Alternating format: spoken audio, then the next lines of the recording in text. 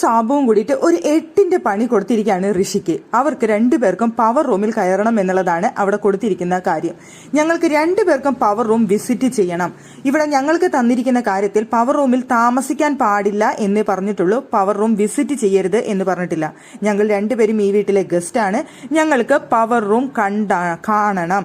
കാണാനായിട്ട് ഞങ്ങൾക്കുള്ള അനുവാദം കിട്ടിയിരിക്കണം. പവർ റൂമിലുള്ളവരോട് പോയിട്ട് സംസാരിച്ചിട്ട് വരൂ എന്നാണ് അവിടെ ഋഷിക്ക് കൊടുത്തിരിക്കുന്ന ടാസ്ക്.